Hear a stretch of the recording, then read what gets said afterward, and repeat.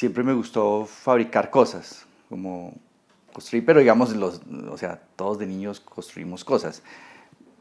Lo que pasa es que en el caso particular, sí me acuerdo que a los 9 años decidí estudiar arquitectura. No es que no estuviera tan claro qué es la arquitectura per se, pero sabía que servía, digamos, para hacer edificios y hacer ciudades.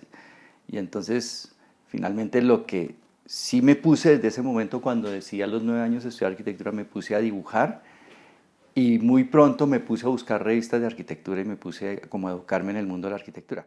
Tal vez asocié la arquitectura con el dibujo y el dibujo me gustaba, y tal vez asocié la arquitectura como con el hecho de fabricar cosas y eso también me gustaba.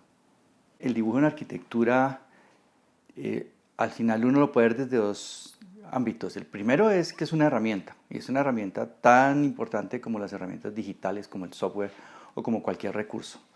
Entonces, al final, como en cualquier profesión, lo que uno necesita es tener cierto conocimiento, por lo menos, y algo de destreza con respecto a las herramientas. Entonces, el dibujo, sin duda, es una herramienta para los arquitectos.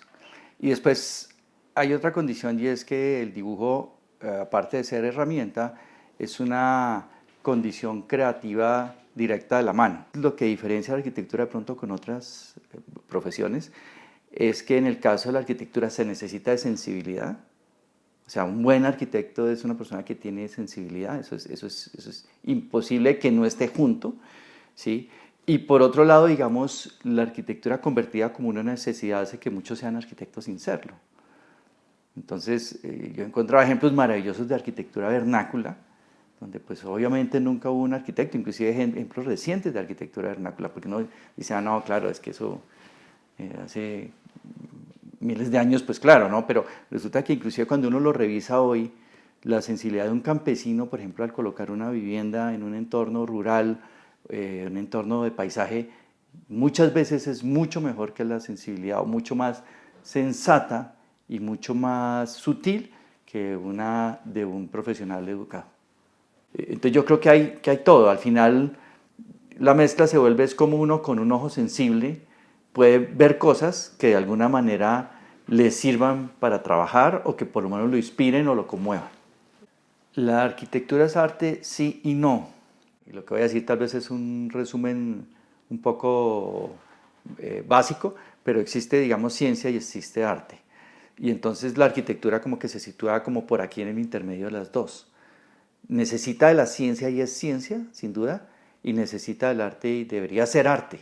No necesariamente siempre lo es, pero debería. Yo creo que tiene que ver con la idea de la sensibilidad. Todo lo que es científico normalmente tiene cero sensibilidad, porque parte de lo práctico es probatorio, es preciso, ¿no? Y todo lo que es artístico al final sí tiene que ver con sensibilidad, ¿no? La idea de pensar algo y volverlo sensible es altamente asociado al arte. Y la arquitectura, como nosotros la entendemos, si no es emoción, está incompleta. Entonces yo sí puedo habitar espacios totalmente funcionales y casi científicos, se puede, pero yo creo que el ser humano no está completo hasta que no habita espacios que afecten su emoción, que le contribuyan a su alma, que le contribuyan a sus sentidos. Y en ese nivel yo creo que la arquitectura está claramente muy asociada con el arte. Sí, es que sin duda la obra más importante del ser humano es la ciudad. O sea, es el mayor logro del ser humano a través de la historia que no puede, digamos, logro físico hecho es sin duda la ciudad. Y a mí lo que en particular me interesó es que estaba estudiando arquitectura, pero veía que a través de pensar la ciudad el arquitecto podría tener un impacto mucho mayor en sociedad. O sea, al final la ciudad o el urbanismo es una acción más colectiva de lo que es una pieza, digamos, de arquitectura. Cualquier proyecto, por pequeño que sea, le puede aportar algo a la ciudad. Los materiales es como las personas, todos tienen potencial. Y entonces sí es cierto que a través de la historia de la arquitectura hay arquitectos que han preferido ciertos materiales, y la ventaja que hayan preferido ciertos materiales es que han logrado entenderlos y manejarlos con una profundidad enorme. Nosotros en realidad creemos que cualquier material tiene un enorme potencial. La pregunta que tenemos como arquitectos es es ¿qué viene, no? Y que es una pregunta pues dificilísima y es la misma pregunta que se están haciendo en todos los campos del conocimiento. Y yo creo que en ese sentido siempre hay un camino por recorrer. Y entonces uno podría pensar de que las tecnologías van a reemplazar al arquitecto y me imagino que sí lo pueden reemplazar hasta cierto punto en ciertos ámbitos, eh, sobre todo si lo que usted está buscando es espacios o arquitectura, digamos, totalmente funcional. Entonces, casi que si es una condición, digamos, función per se, pues al final usted podría hacer un edificio nuevo que sea exactamente la réplica de un edificio que ya se hizo y usar los mismos planos. Y eso se puede hacer con tecnología o sin tecnología. O sea, yo podría hacer un edificio y a través de la historia de la arquitectura más se ha hecho, ¿no? Las catedrales góticas finalmente intentaban replicar lo que las otras catedrales góticas y el conocimiento que estaban en las otras, con algunas variaciones, pero a veces eran casi que copias o réplicas idénticas.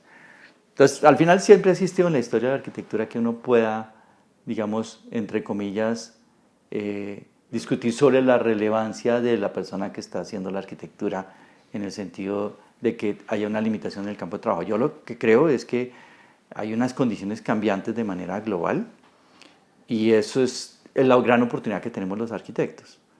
Entonces, en el caso colombiano no hay ninguna duda que hay una necesidad sobre vivienda importante, hay una condición, digamos, socioeconómica dispar en la cual los arquitectos pueden aportar.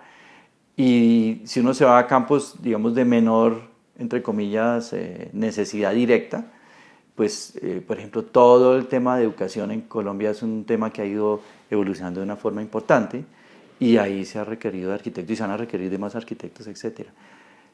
Siempre lo que digo es que la preocupación no es qué es lo que ya se ha hecho, sino lo que es fascinante es lo que viene por hacerse.